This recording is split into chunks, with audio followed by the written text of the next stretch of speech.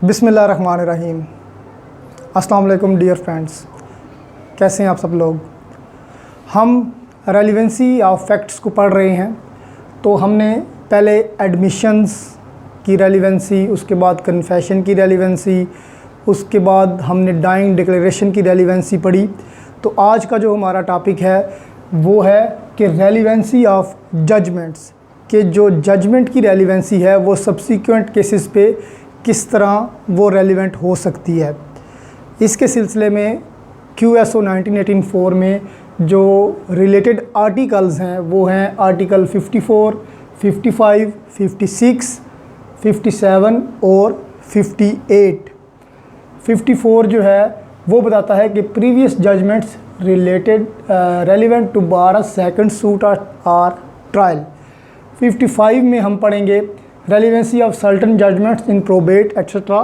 और 56 में हम पढ़ेंगे कि जो 55 में अवेलेबल हैं हमें रेलिवेंसी, उसके अलावा जो जजमेंट्स हैं उनका क्या रेलिवेंट फैक्टर है।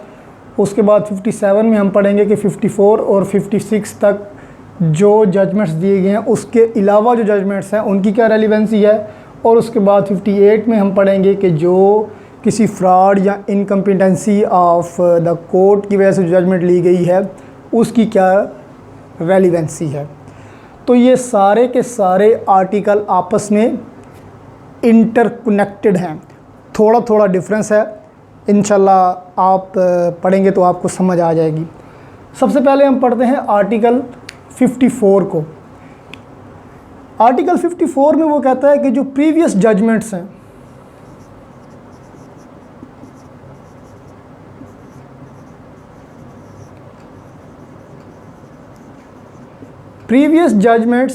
किस तरह से सब्सिक्वेंट केसेस पे में रेलिवेंट होती हैं। इसके बारे में दो तरह की हमारे पास कोर्ट्स काम कर रही होती हैं, सिविल और क्रिमिनल। सिविल में एक प्रिंसिपल है रेस जुडिकाटा,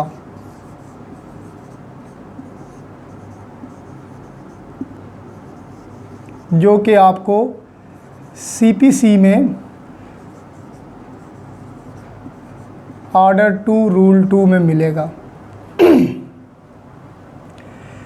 रेस जुडिकाटा का मतलब ये है कि अगर सेम पार्टीज़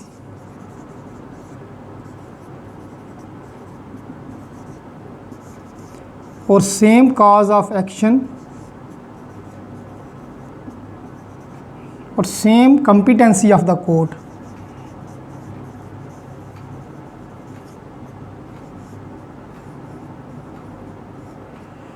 अगर एक केस दो पार्टीज़ के दरमियान सिविल केस डिसाइड हो चुका है, फॉर एग्ज़ाम्पल A और B के दरमियान कोई प्रॉपर्टी का इशू था और वो A के हक़ में, एक्स प्रॉपर्टी का इशू था जो कि A के हक़ में उसकी जजमेंट आ चुकी है, वो डिक्री हो चुका है। तो अगर ये जो B है जिसके ख़िलाफ़ ये फ़ैसला हुआ, ये वही सेम केस लेके सेम कोर्ट में चला जाएगा, तो ऐसी सूरत में आपका जो सब्सिक्वेंट केस होगा वो रेस जुडिकाटा हो जाएगा, यानी कि वो बार कर देगा अगले केस को वो होने नहीं देगा, उसको बार कर देगा।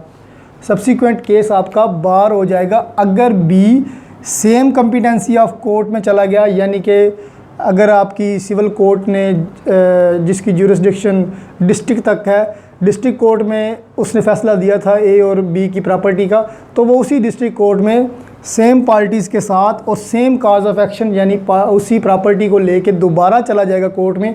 तो वो आपका जो सब्सिक्वेंट केस होगा वो रेस जुडिकाटा हो जाएगा। और ऐसी सूरत में आपकी जो प्रीवियस जजमेंट होगी वो कम्प्लीटली रेलिवेंट होगी। और अगर आप यही प्रिंसिपल देखें क्रिमिनल केसेस में, तो आपकी CRPC में सेक्शन जो है 403 आई थिंक, यस, सेक्शन 403 में सेम प्रिंसिपल दिया गया है जिसको कहते हैं डबल जियोपर्डी।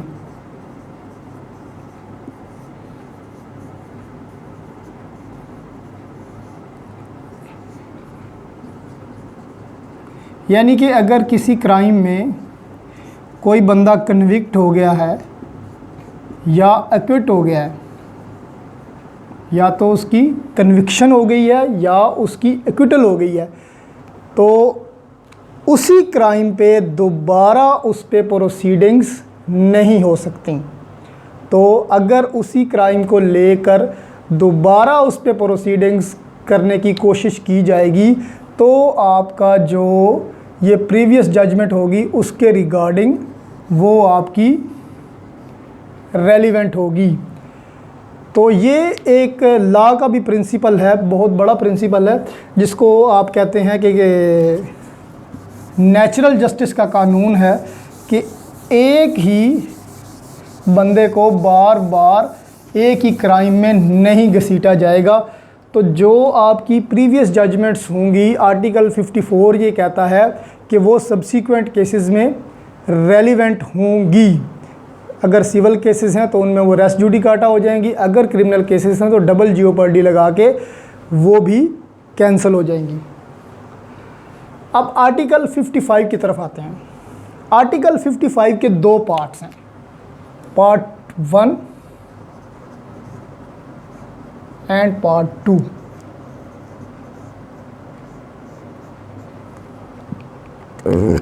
पार्ट 1 में वो देता है प्रोबेट केसेस, मैट्रिमोनियल केसेस और थर्ड वन है एडमायरलिटी केसेस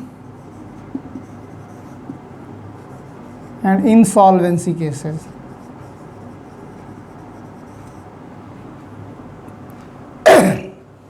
पार्ट 1 में वो कहता है कि प्रोबेट केसेस जो होंगे, प्रोबेट कहते हैं कि विल की डिस्ट्रीब्यूशन को, प्रोबेट केसेस, मैट्रिमोनियल जो शादी ब्याह के केसेस होते हैं, उसके बाद एडमायरलिटी होता है कि जो शिप्स के केसेस होते हैं, शिप्स की हवालगी के वो वाले केसेस, और इंसॉल्वेंसी यानी कि बैंक रप्ट के जो केसेस होते हैं। ऐसी सूरत में आपकी जो प्रीवियस जजमेंट होगी वो होगी रेलिवेंट।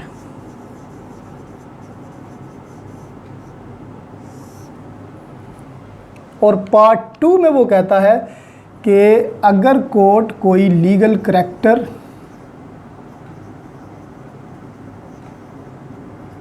उसको कन्फर कर देती है या उसको डिसमिस कर देती है। कन्फर कहते हैं कि लीगल करैक्टर उसको दे देती है या डिसमिस कर देती है, दूसरी सूरत में उसका उल्ट हो जाएगा। यानी कि आपके आईडी कार्ड पे अगर डेट ऑफ बर्थ गलत है तो आप कोर्ट में जाते हैं तो कोर्ट आपको वो डेट ऑफ बर्थ दुरुस्त करके दे देती है, तो उसने वो कन्फर कर दिया। अगर आपके मतलब आईडी कार्ड में डेट कोई और है और अदालत उसको जो है ना ख़त्म करके नई डेट दे देती है आपके कहने के बग़ैर, तो ऐसी सूरत में आपकी जो कोर्ट है उसने आपका लीगल करैक्टर डिसमिस करके एक नया करैक्टर कन्फर कर दिया। तो दूसरी चीज़ इसमें आएगी डिक्लेरेशन ऑफ राइट्स। समटाइम कोई ऐसे मुकदमे कोर्ट के पास आ जाते हैं जिनमें कोर्ट ये डिसाइड करती है कि आपका राइट बनता है या आपका राइट नहीं बनता, तो उसको कहते हैं डिक्लेरेशन ऑफ राइट्स। थर्ड इसमें आ जाएगा एंटाइटलमेंट।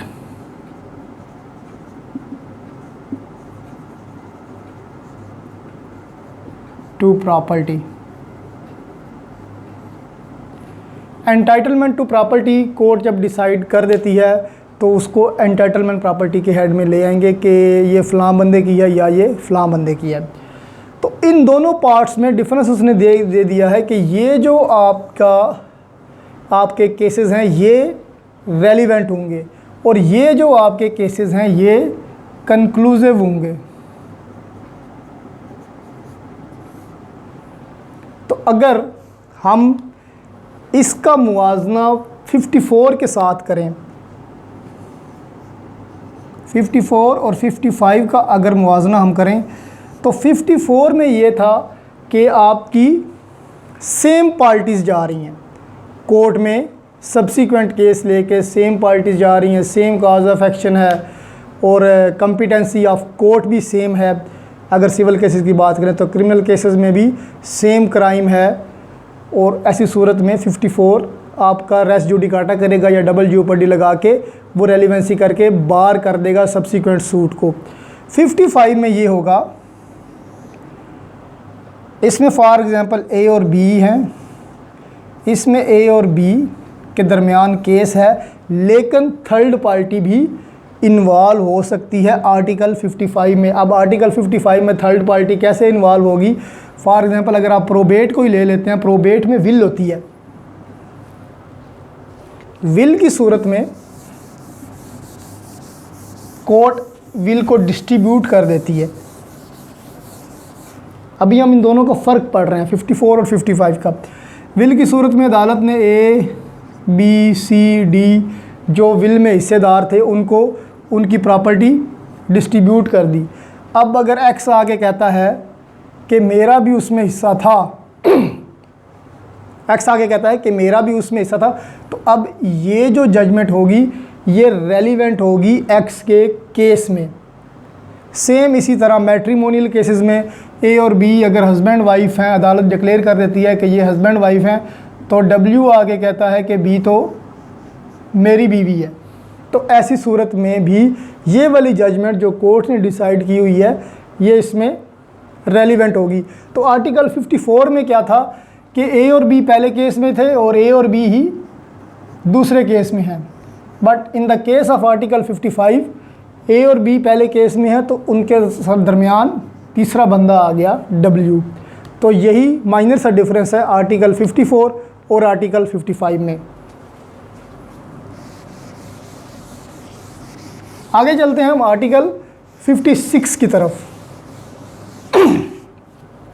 आर्टिकल 56 में कहता है कि जो हमने आर्टिकल 55 में पढ़ा कि probate, matrimonial, admiralty, insolvency, legal character, entitlement, ये जो केसेस हमने पढ़े, इनके अलावा कुछ ऐसे केसेस हो सकते हैं जो कि पब्लिक नेचर के हैं।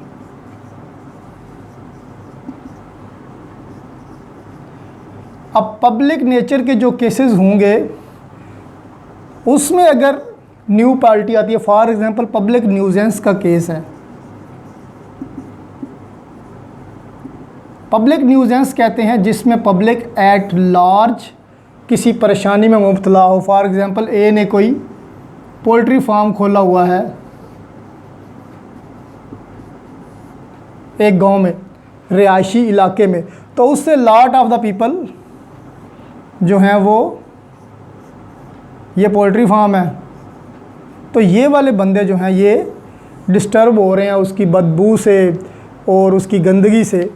तो इसमें ये होगा कि अगर बी सी डी और ई इन्होंने केस किया हुआ है और इनके केस का फ़ैसला हो गया है और बाद में एफ़ भी उसमें इंक्लूड होना चाहेगा, तो एफ़ अगर इंक्लूड होना चाहेगा तो उसके लिए ये वाला जो डिसाइड हुआ पड़ा केस है ये रेलिवेंट होगा। यानी कि आर्टिकल जो 56 है वो मैं बताता है कि आर्टिकल 55 में जो केसेस डील नहीं हुए जो कि पब्लिक नेचर के हैं वो केस भी रेलिवेंट होंगे अगर new party to the case introduce होती है। उसके बाद चलते हैं आर्टिकल 57 की तरफ। आर्टिकल 57 में वो कहता है कि जो हमने 54, 55, 56 इनमें हमने जो रेलिवेंट ये हमने जो केसेस पढ़े, ये इन जजमेंट्स में से जो भी जजमेंट्स होंगी वो सारी की सारी क्या होंगी? रेलिवेंट। इनके अलावा जो जजमेंट्स होंगी, जितनी भी होंगी, जो भी होंगी, वो आपकी इररेलिवेंट होंगी।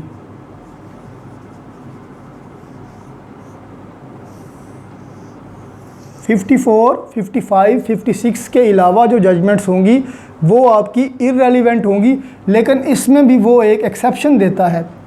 एक्सेप्शन ये देता है कि अगर इन जजमेंट्स में जो 54, 55, 56 के अलावा हैं, उन जजमेंट्स में से अगर कोई ऐसा नुक्ता है जो आपके फैक्ट इन इशू और रेलिवेंट फैक्ट इन इशू के को इन्फेर कर रहा है,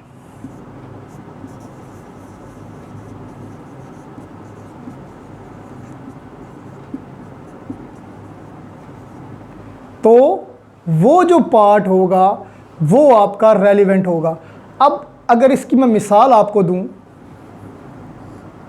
कि ए पे इल्ज़ाम है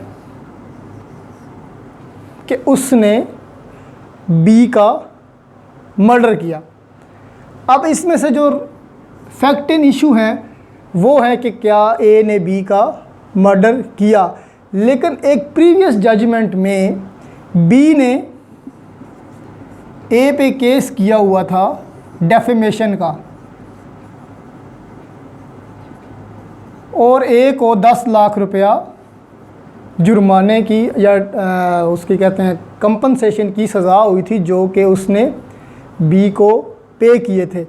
अब ये might be the motive of the murder हो सकता है कि बी ने ए को 10 लाख रुपए हर्जाना अदा किया था, तो उसको गुस्सा तो होगा, तो ये जो होगा ये might be the motive of murder, यानी कि ये फैक्ट इन इशू को रिलेट कर रहा है, फैक्ट इन इशू को इन्फर कर रहा है।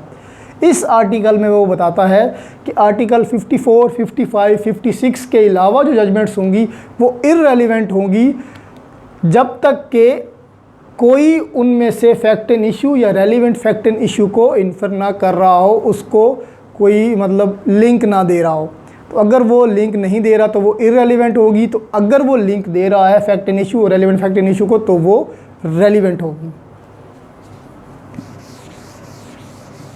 ये हमारा आर्टिकल था 57। अब उसके बाद आर्टिकल आ जाता है 58। 58 में वो कहता है कि 54, 55, 56 हमने पढ़ा था कि रेस जुडिकाटा तब अप्लाई होगा कि सेम पार्टीज़ होंगी, कॉज ऑफ एक्शन भी सेम होगा और कॉम्पिटेंसी ऑफ द कोर्ट भी सेम होगी।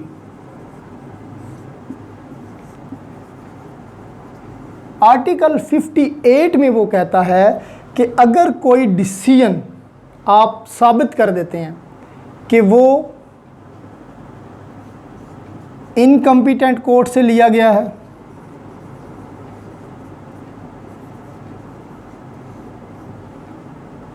या वो फ्रॉड से लिया गया है या कलूजन से लिया गया है, अगर आप ये प्रूव कर देते हैं कि आर्टिकल 54, 55, 56 में जो जजमेंट्स हैं वो जजमेंट या तो इनकम्पिटेंट कोर्ट ने पास की हैं या वो जजमेंट आपकी फ्रॉड से हासिल की गई है या वो जजमेंट आपकी कलूजन से हासिल की गई है। अगर आप ये प्रूव कर देते हैं कि इन तीनों चीज़ों में से किसी एक चीज़ की बिना पर आपकी वो जजमेंट ली गई है, तो ऐसी सूरत में ये वाली जो जजमेंट जो कि रेलिवेंट हैं वो इररेलिवेंट हो जाएंगी।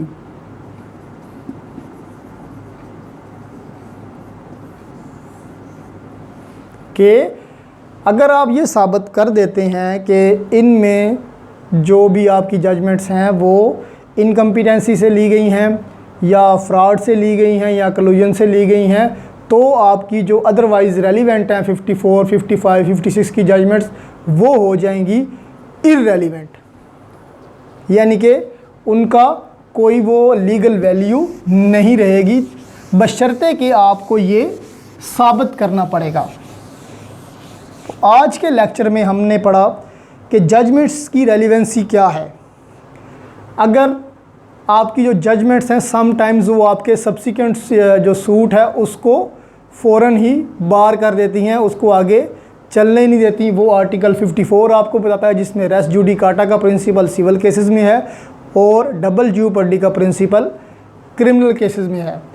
आर्टिकल 55 जो कि 2 हिस्सों पे मुश्तमिल है। पार्ट 1 उसको बताता है कि प्रोबेट के केसेस, मैट्रिमोनियल केसेस, एडमायरलिटी के केसेस और इंसॉल्वेंसी के केसेस जो हैं वो रेलिवेंट हैं। और दूसरी सूरत में लीगल करैक्टर जो डिफ़ाइन करती है, डिक्लेरेशन ऑफ राइट्स जो होते हैं और एंटाइटलमेंट ऑफ प्रॉपर्टी है वो कंक्लूसिव होते हैं, तो वो भी आपके रेलिवेंट होते हैं। आर्टिकल 56 में वो बताता है कि अदर देन आर्टिकल 55 जो पब्लिक नेचर के केस होते हैं, जिसमें हमने पब्लिक न्यूजेंस की एग्जांपल पढ़ी, तो वो भी रेलिवेंट होंगे अगर कोई न्यू पार्टी इंट्रोड्यूस होती है।